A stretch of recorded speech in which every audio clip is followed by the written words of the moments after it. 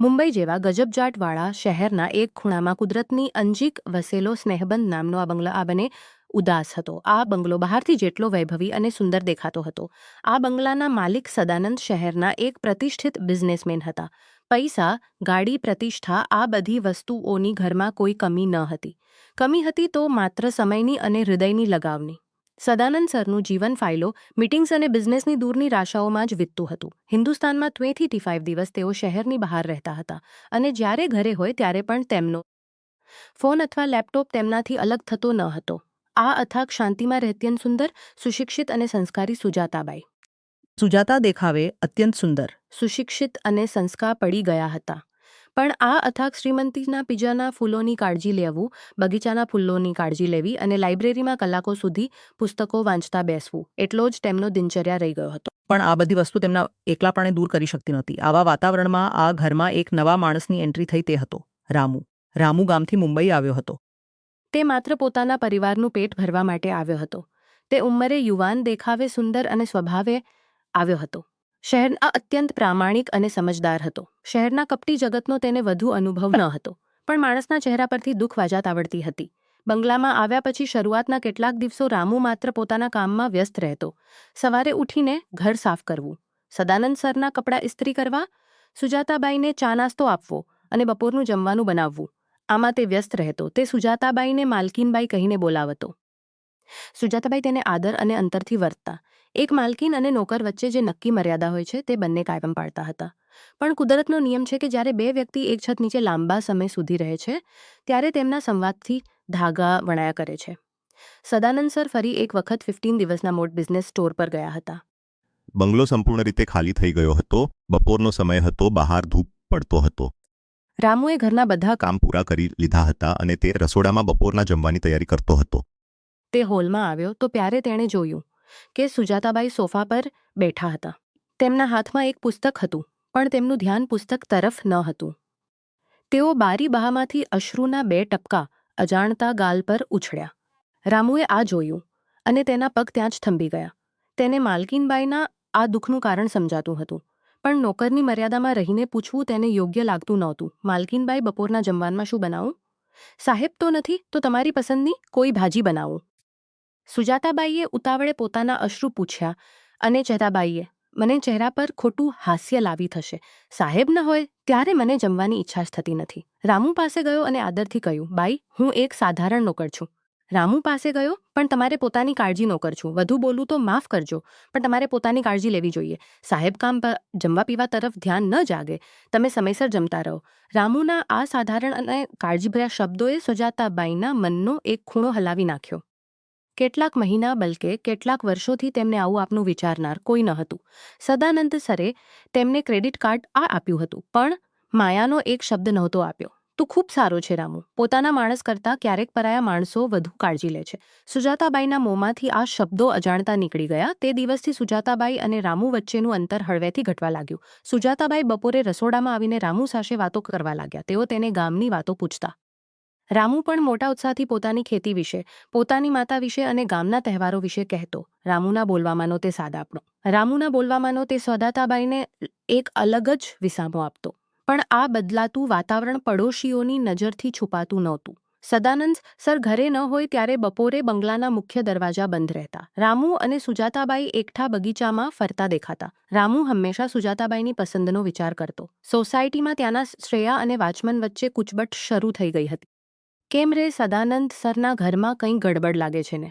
સદાનંદભાઈ ક્યારે ઘરે નથી હોતા અને આ નવો આવેલો નોકર અને સુજાતાબાઈ કંઈ ખોટું ચાલે છે નક્કી. પડોશની એક કાકીએ બીજી કાકાને બપોરે ગેલેરીમાં ઊભા રહીને કહ્યું. એક બપોરે આવી જ પરિસ્થિતિ બની. તેમનો ચહેરો ડરથી નિસ્તેજ પડી ગયો હતો. રામુ તેમની બિલકુલ નજીક બેઠો હતો. તેણે સુજાતાબાઈનો હાથ પોતાના હાથમાં લીધો હતો. બાઈ, તમે રડશો નહીં. તમે બિલકુલ ચિંતા કરશો નહીં. જ્યાં સુધી આ રામુ જીવતો છે ત્યાં સુધી હું તમને અને તમારા વિશ્વાસને તડ લાગવા દઈશ નહીં. સાહેબને આ વાતનો ખબર પડે એ ન થવું જોઈએ, નહીંતર ખૂબ મોટી અનર્થ થશે. રામુ અત્યંત ભાવુક અને નજીકી સાધતા કહ્યું. સુજાતાબાઈએ રડતા રડતા રામુના ખભા પર પોતાનું માથું મૂક્યું. તેમના આ અંગનો ધ્રુજારો ઉડી ગયો હતો. તેઓએ કહ્યું, રામુ, જો સદાનંદને આ ખબર પડી તો તે મને ક્યારેય માફ નહીં કરે. આપણે જે કરીની નજરે, સમાજની નજરે ખૂબ ખૂબ ખોટું છે.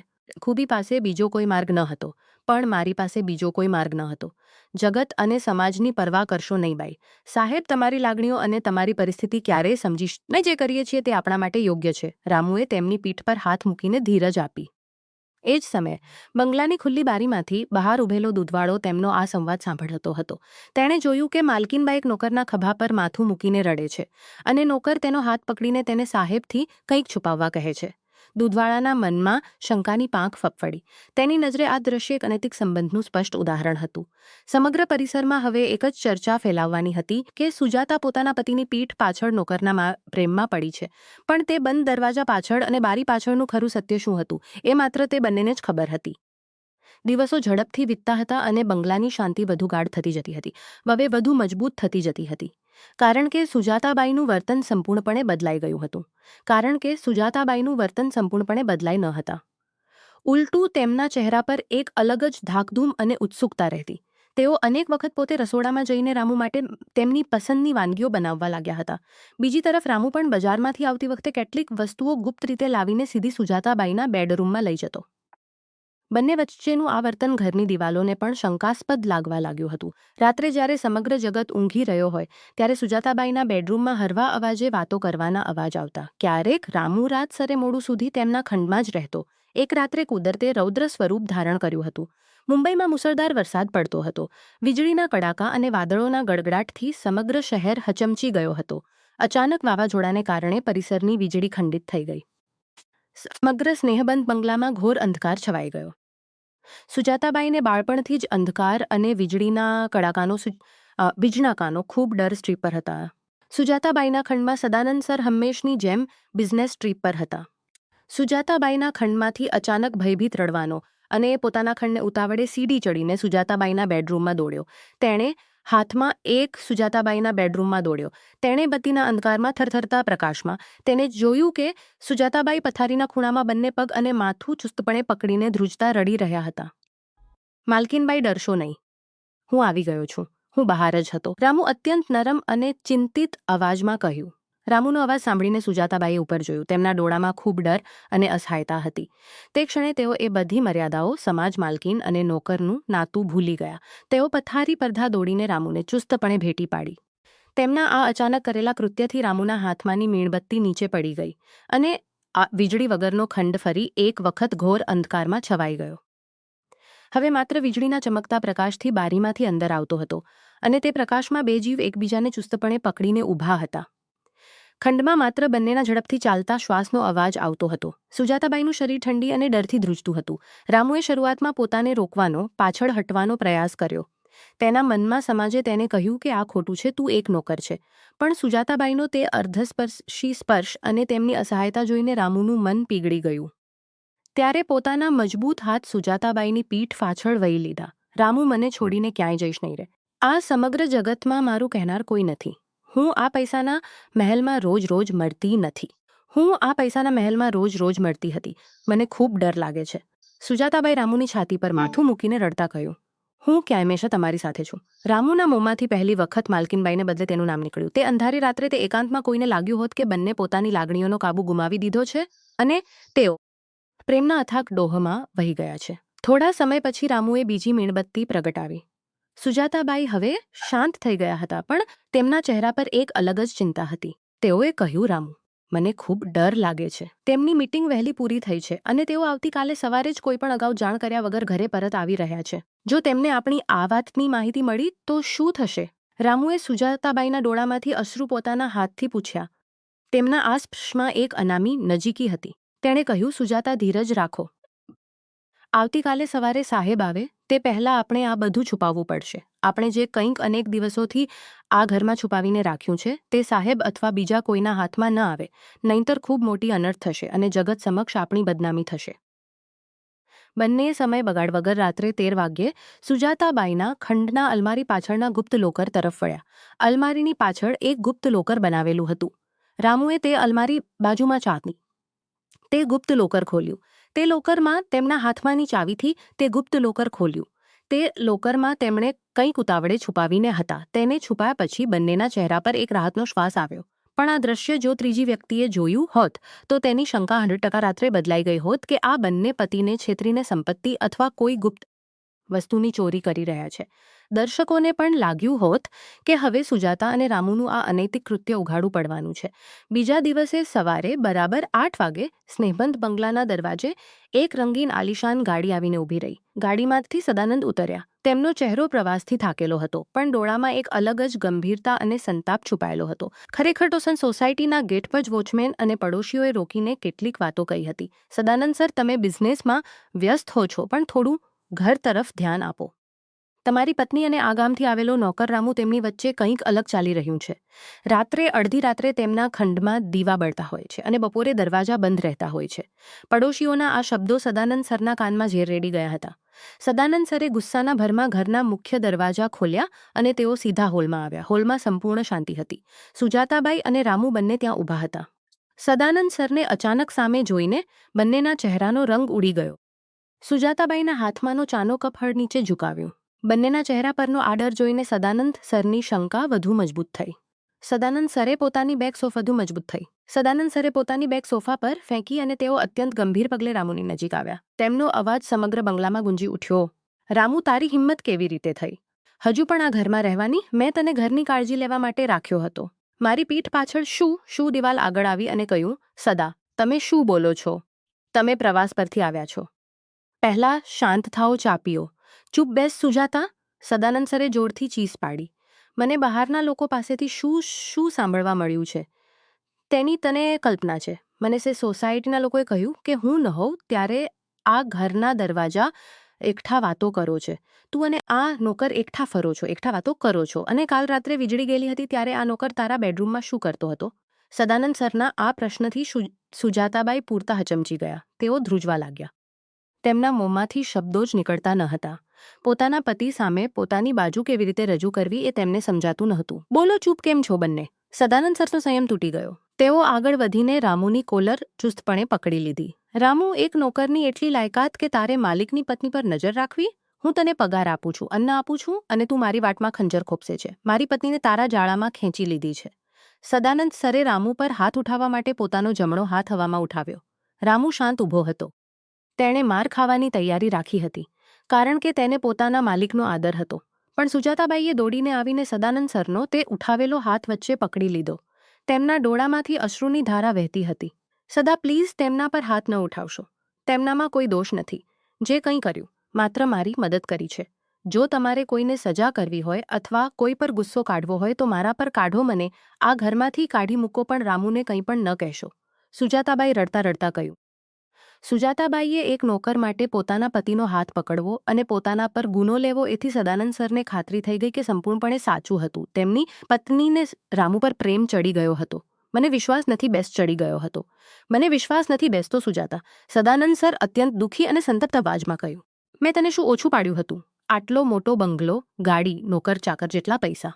આ બધા પર થૂકીને તું એક સાધારણ નોકરના પ્રેમમાં પડી ગઈ. મારી પ્રતિષ્ઠાની ધૂળ ધોઈ નાખી. તે સદાનંદ સરે ગુસ્સાના ભરમાં સુજાતાબાઈને જોરથી ધકેલી દીધી.